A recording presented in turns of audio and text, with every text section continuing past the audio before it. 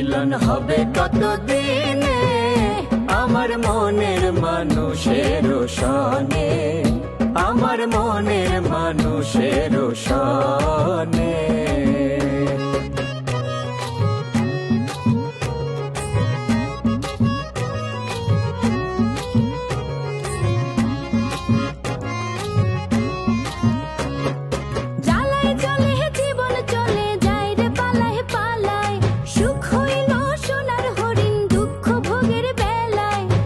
গেল সে বুঝে ভালো, তুই বুঝবি কেমনে। মিলন হবে কতদিনে আমার মনের মানুষের সনে। আমার ঘাড়ে অনেক ব্যথা। ওহো, তার মানে প্রেসার বেড়েছে। আমার তো প্রেসার নাই। প্রেসার না থাকলে তো ডেড, মানে ইসিজি রিপোর্টে স্ট্রেট লাইন। আপনার কাছে তো একটা দারুণ জিনিস জানতে পারলাম। আচ্ছা তাহলে হাত মিলাম। আরে না, এইসব জায়গায় কেউ এইগুলা দেখলে খারাপ বলবে। ওয়েট,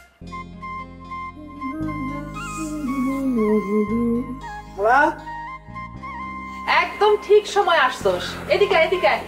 কি করছেন সব? এই যে সিক্কাটা লাগানোর চেষ্টা করতেছি কিন্তু পারতেছি না। গিফটটা দিতে, একটা গিফট দিয়ে দে তো।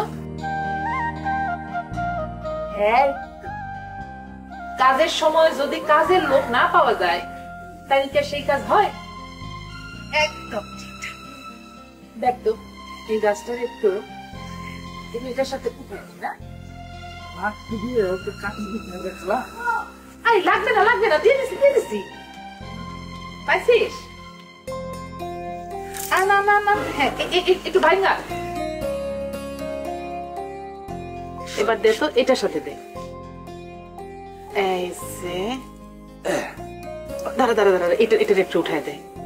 বাস, মাত্র বুনছি তো একটু নরম হয়ে আছে। বাস উঠায় দে। এই যে, বাহ, একদম ঠিক সময় মতো তুই আসছস। আমরা যখন ছোট ছিলাম তখন এই বারান্দা আর এই উঠানটা ছিল আমাদের বাড়ির সামনের অংশ। তারপর নতুন ঘর উঠলো, এই বারান্দা এই উঠান সবকিছু পেছন দিকে পড়ে গেল। এখন আর এদিকটায় সবাই খুব একটা আসে না, আমি আসি। আব্বা যতদিন বাইসা ছিল আব্বা এই বারান্দা উঠান সবকিছু কি সুন্দর করে সাজায় রাখতো জানোস। আর সব গাছে রং বেরঙের ফুল ফুটত। সময়ের সাথে সাথে আব্বা আম্মাও হারায় গেল, সেই সঙ্গে এই বাড়ির যত সুখ শান্তি সৌন্দর্য সব কোথায় ছিল। এমন ভাবে কথা বলছেন, এই বাড়িতে আমি প্রথম এসেছি। আমি ছোটবেলায় আসিনি, ছোটবেলাতে এই বাড়িতেই থাকতাম। একটা কথা বলি শুনেন, নানা যদি বাইশে থাকতো না, মানে আপনার আব্বা, তাহলে আমি কবে তো বাড়ির নাচ জামাই হয়ে যেতাম, কেউ ঠেকাতে পারতো না। খো হাসেন না, হাসেন না, শুনেন আসল কথাই তো বলা হয়নি। আমি একটা জিনিস কোনোভাবেই পাইতে পারছি না। কো খালু কি করে দুই ফেসাদকে এখন পর্যন্ত বাড়ির ভিতরে রেখেছে? আমি তাকে বলছি যে তাকে তাড়াই দেন, আপনি নিজেও কিন্তু বলেছেন। আমার খালু কি বলেছে জানেন? আমার খালু বলছে যে আমার আব্বাকে এই শিক্ষা দিয়েছে কাউকে বাড়ি থেকে তাড়াই দিব। এটা কোনো কথা বললো সে? আব্বাই তো ভাইজানরা অনেক ভালো ভালো শিক্ষাও দিছে। হ্যাঁ, মানুষ চিনতে শিখাইছে, ভালো মন্দের পার্থক্য করতে শিখাইছে। কই ভাইজান তো সেগুলা শিখে নাই, আজে বাজে লোকরে বাড়িতে জায়গা দিয়া বাড়ির পরিবেশটা নষ্ট করে ফেলতেছে। আমি ছোট মুখে যদি এখন একটা কথা বলি না, আপনি নিজেও মাইন্ড খেয়ে যাবেন, কারণ আপনার ভাইয়ের কথা বলছি, তারপরও বলতে হচ্ছে। এই যে রানু বানু যে ঘটনাটা করেছে, যে সম্মান নিয়ে যে খেলাটা খেললো না, কার কারণ হয়েছে? আপনার ভাইয়ের কারণ হয়েছে। আপনার ভাই দায়িত্ব। চুপ কর, ভাইয়ের বদনাম শুনতে ভাল লাগে না। এমনিতেই নিজে আসি নানান ভেজালে, রানুর খোঁজ নেওয়া দরকার, তার কাছে একটু যাওয়া দরকার, অথচ হাত একদম খালি। কি বলছেন আপনি? আপনি কার সামনে কি বলেছেন? আপনি পাশতে পেরেছেন? আবির অজবাবু দাঁড়ায় আছে না, কত লাগবে বলেন তো? কি বলতেছস? তোর কাছ থেকে আমি টাকা নিব কি জন্যে? আমার কোনো টাকা পয়সা লাগবে না কারো কাছ থেকে। হাতে টাকা পয়সা আসলে নিজেই যাব। মানে আপনি ছোটবেলা থেকে যা দেখেছি না এখনো সেটাই আছেন, কারো কাছ থেকে কিছু নিতে চান না, ঘাড় আমি করতেই থাকেন এত। কিন্তু আমি কি আপনার ছেলের মতো না? হ্যাঁ, তাহলে আপনি আমার কাছে লিখতে পারবেন না? কোনো কথা বললেন না তো, লক্ষ্য থাকেন।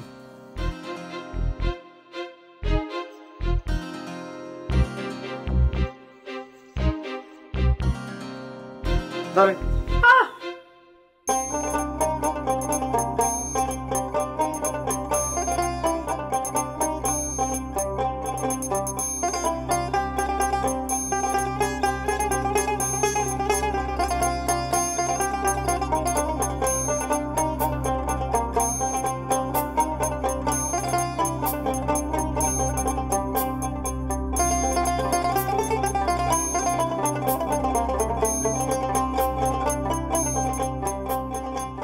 কিরে, কি রামতাছস? তুই আবার আইসুস? এই দেখ, তুই তো কারি করস। তোর মুখে তুই তো কারি ভাল লাগে না। তোর কি সুন্দর একটা টুকটুকে সুন্দর মুখ। বরং তুই আমারে তুমি করে কস। তাহলে তুমি করে কম জানতে কা? আচ্ছা ঠিক আছে, যেমন গ্রামে যে কি ঘটতাছে এইটার কোনো খবর রাখোস? গ্রামে কিছু ঘটলে এই খবর আমি আমার ভাইজানের কাছ থেকে পাবো, তোর কাছ থেকে আমার হুমতইব না। তারপরেও তোরে কই, এই স্কুলের নাম বদলাই যাইতাছে। আর কেটা বদলাইতাছে? ওই মায়াবতী সরকার। মায়াবতী সরকার? আর বাপও পারবো? বাপ তুই লেখো থাকুস না। এইটা যদি মায়াবতী সরকার জানতে পারে তোরে একেবারে খবর করে ছাইড়া দিব। এত সোজা না। এত সাহস দেখাস না। এই মায়াবতী সরকারে হারিস কাকা পর্যন্ত ভয় পায়। তখন তো আদিল ভাই আছিল, এখন তো আর নাই। এই মায়াবতী সরকার আদিলের বল ভরসা নিয়ে চলে না। হের হাত অনেক লম্বা, অনেক বড় বড় মানুষের সাথে তার যোগাযোগ আছে। দেখছো, কোনো কামই করে না, তারপরে কত টাকা পয়সার মালিক। চরিত্র খারাপ, আর মাইয়া মানুষের চরিত্র খারাপ হইলে টাকা ইনকাম করা কোনো ব্যাপারই না। ইন্না লিল্লাহি, এইটা তুই কি করস? এইটা যদি মায়াবতী সরকার জানতে পারে তোর একবারে জব করে দিব। মায়াবতী সরকার যেন জানতে পারে এর লেগে তো তোর সামনে কইছি। তোর যে গলগুলিল্লা স্বভাব, তুই তো মায়াবতী সরকারের যা কই দিবি, যা কো আমার কি হইছে? আমি তো এখানে যাইতে পারি না। কে যাইতে দেয় না? না মানে আমার তো সাহস না। সাহস হবো কেমনে? তুই তো কই তোর উপযুক্ত। তুই তো কারি করিস না তো, তোর মুখে তুই তো কারি আমার ভালো লাগে না। এত টাকা দিয়ে আমি কি করব? এত টাকা লাগবে না আমার, শুধু যাওয়া আসার খরচ হইলেই হবে। এত টাকা দিয়ে আমি কি করব? তোর কাছ থেকে টাকা নিব, পরে আমি ফেরত দিতে পারবো না। আমি নিব না। কি বলবো আপনার, একটা কথা বলি খালা শুনেন। আমি দুবাই যাওয়ার পর থেকে না মানুষজন ইনায় বিনায় কত কায়দা যে আমার কাছ থেকে টাকা লিচ্ছে জানেন, টাকা ফেরত দেয় নিখো। আমি সেসব টাকার কথা মা ছেড়ে দিচ্ছি। আর আপনি আমার আপন লোক হয়ে এই কথা বললেন, আমি জবের মাইন্ড খেয়ে গেছি। কিন্তু ধরেন হাতে লেন তো, হাতে লেন। রজব, একটা কথা বলি, তোর কাছ থেকে যদি আমি 1 টাকাও নেই সেটা আমি তোরে ফেরত দিব। আমি আমার স্বামীর কাছ থেকেও কোনোদিন দয়ার দান নেই নাই। এখন তো ভাইয়ের কাছে আসছি নিজের অধিকার বুঝা নিতে। কারো দয়ার দান নিব না। একদিন যেহেতু কারো কাছ থেকে কিছু না নিয়ে বাঁচছি, বাকিটা জীবনে বাঁচবো। আমি জানতাম আপনি এই কথাই বলবেন। এটা দয়ার দানও না, কিছুই না। ছেলে দিচ্ছে, আপনি রাখেন। আর ফেরত দিতে হয় তখন দিন তো, যখন ফেরত দিতে হয় তখন দেখা যাবে। ধরেন তো। আচ্ছা শোন, আমি তোর কাছ থেকে এই টাকাটা রাখবো এক শর্তে। আমি আবার পুরা টাকা মিলায় তোরে ফেরত দিব, তোরে সেটা নিতে হবে। আচ্ছা ঠিক আছে, আমি নিব ফেরত। আরেকটা কথা বলি, এই বাড়িতে যদি থাকতে কোনো ঝামেলা হয় আমার খালু যদি কোনো ঝালেমা করে আমি আপনাকে নিয়ে চলে যাব, আপনি আমার কাছে থাকবেন। তোর কাছে যাব কেমনে? হ্যাঁ, তুই তো চলে যাবি দুবাই, তাহলে আমি তোর কাছে যাই থাকবো কেমন করে?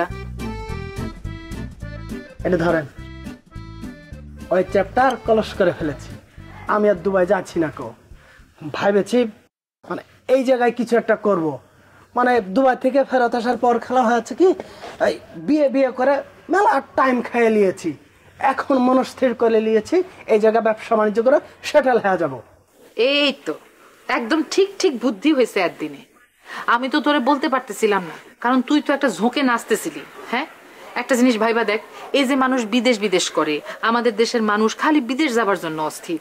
বিদেশে যাই আসে যেই পরিশ্রমটা করে, সেই পরিশ্রম যদি দেশে নিজের আপনজনের কাছে থাইকা সে করে, তাহলে কিন্তু সে আরো অনেক বেশি উন্নতি করতে পারে। তাহলে কি জন্যে আপনজন, নিজের ঘর বাড়ি মাটি সবকিছু ফালাইয়া মানুষ বিদেশে দৌড় দেয় বলতো দেখি? মানুষ বিদেশ যায় কিছু জন্য জানে, সংসারের সুখের জন্য, নিজের সুখ বিসর্জন দিয়ে সংসারের সুখ দেখতে যায়। বিদেশ যে কি কষ্ট, না গেলে কেউ পাইতে পারো না। মনে করেন নিজের মনের মতো করে কার সাথে একটু কথা বলবেন, সে লোকটা পাবেন না। সকালবেলা উঠে যাও, রাতে আসো, প্রতিদিন একই কাজ, হাড় ভাঙা পরিশ্রম। কথা বলার এই আপনজন ছাইরা কোনোখানে যাইস না। বললাম না যাবো না, এইখানে থাকবো, একটা ব্যবসা বাণিজ্য করে বিয়ে থা করে নেব। শোন, তোরে আমি এক কাপ চা করে দিই। না না, এখন চা খাইতে পারবো না তো, হয়েছে কি রাজশাহী চলে যাব, কিন্তু ট্রেনের সময় আছে 1 ঘন্টা, যায় ট্রেন ধরতে হবে না। মা কি আশ্চর্য, তোরে এক কাপ চা দিতে বুঝি আমার 1 ঘন্টা লাগবে? একটু মুড়ি দিও। তুই না বললো আমি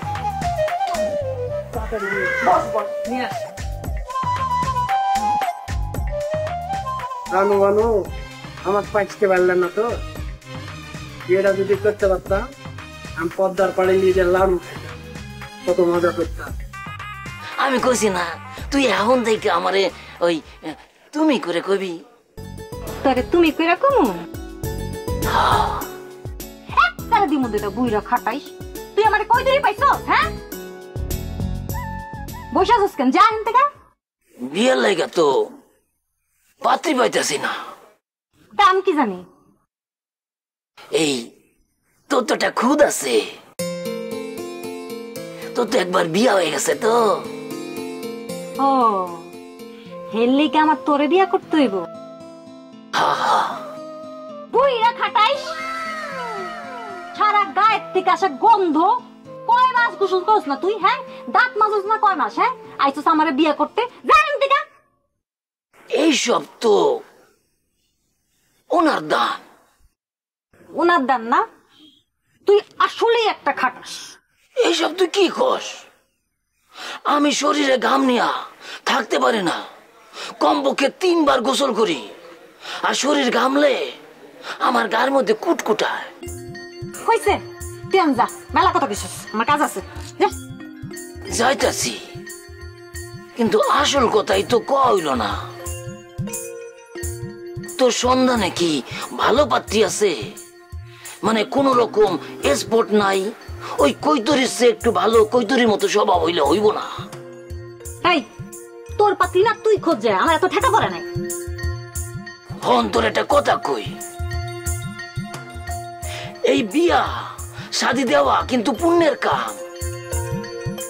আমারও তো পুণ্য লাগবো না, তোর পুণ্য লাগলে তুই যা কামা যা। কইতেছিলাম কি, তুই তাইলে নিজেই পাত্রী হয়ে যা, পাত্রী হইয়া আমার বিয়া করে ফেলা। তুই কি কইলি? খারাপ কি কইছি? এই বাড়িতে তোর যে কষ্ট করতে হয়, আমারে বিয়া করলে 3 বেলা পেট ভরে ভাত খাইতে পারবি। এই ফকিন্নির বাড়িতে তোর যে কষ্ট হয়, এটা আমার সহ্য হয় না। তো এই কথাটা আমার ভাইজান রে যায় ক, যদি তোর সাহস থাকে এই কথাটা আমার ভাইজান রে যায় ক, তোরা না দিব? তোর ভাইজানের কমু কেমনে? কর আগে তো সেট কইরা উঠে। তুই যা ক। আমি কুমু? হ্যাঁ হ্যাঁ রে, কত খেয়াল রাখস আবার তুই না। আমার কষ্ট হয়, তোর খারাপ লাগে, লুট পুইরা ফাটা। ওই যা, কি করে? তোর লুটটা আমি বলা কেউ আছে আশেপাশে দেখছে?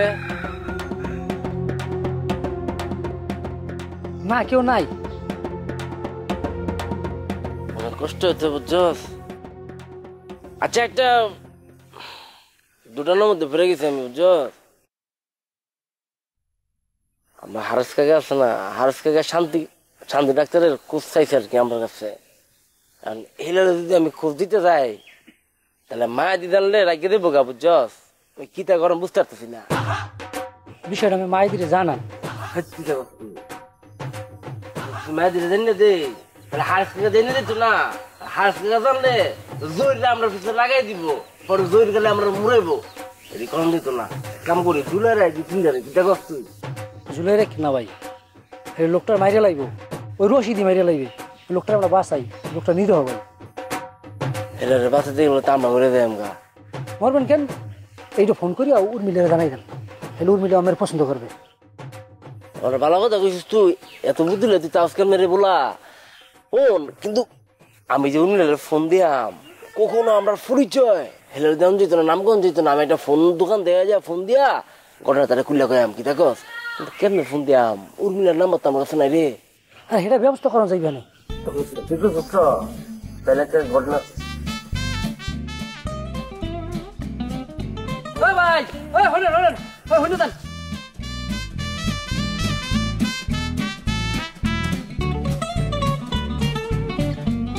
আমি ভিক্ষা দিই না, আমি নিজেই খুবই বুঝলি।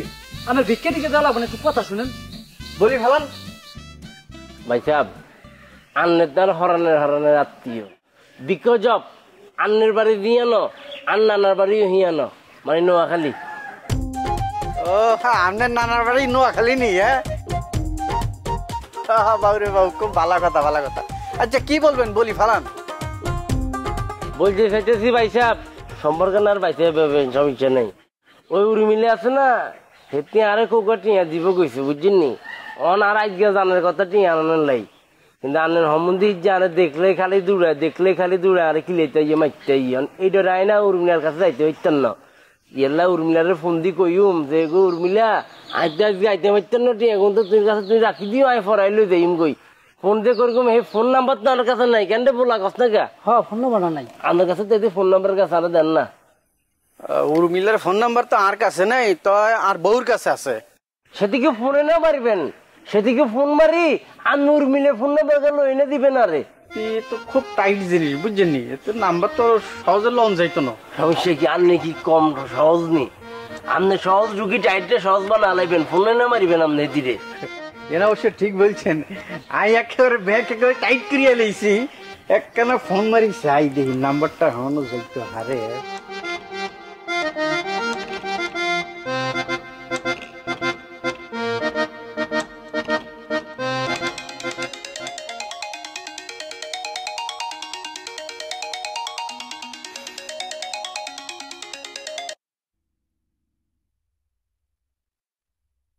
কি ফিরে আসার ধান্দা করতেছো নাকি? আজ জীবনে আসতাম না। তুমি কি মনে করছো আমি ফিরে আসমু? কেন কিনলে আসতাম? আমার আব্বা যে অপমান করছে। আব্বা তোমার অপমান করবো না তো কি করব? হ্যাঁ, আমি আমাগো গেরামে আসার আগে তোমারে পই পই করে কইছিলাম, আমাগো গেরামে আইসা অন্তত তুমি কোনো ধান্দা করবা না। শুনছো তুমি আমার কথা? আমার পুরো কথাই তুমি শুনো নাই। তুমি তোমার মতো ধান্দা কইরেই গেছো। আব্বা কম দুঃখে ওই কথাগুলি কয় নাই, কারণ মানুষ আইসা বাড়ির উপর আব্বারে কয়ে গেছে, লজ্জায় আব্বার মাথা পুরা কাটা গেছে। বলছো তো এসব কথা একবার, আবার বলতেছো কিল্লাই আরে। ঠিক আছে, আর কইলাম না। এখন ক ফোন দিছো কেন আমারে? আচ্ছা, তোমার কাছে উর্মিলার নাম্বার আছে নি? তোরা আমার কাছে অর্ধেক ইনফরমেশন ক্লিয়ার নিয়ে হবে। ঠিক আছে, পুরো খবর নিয়ে আসতেছি। তোর পুরো খবর আনছে আমার কাছে শোন। আদিল স্কুলের নাম পরিবর্তনের পক্ষে না, আমিও না। তুই গ্রামের সবার লগে কথা কবি যে আমরা কেউ এই স্কুলের নাম পরিবর্তনের পক্ষে না।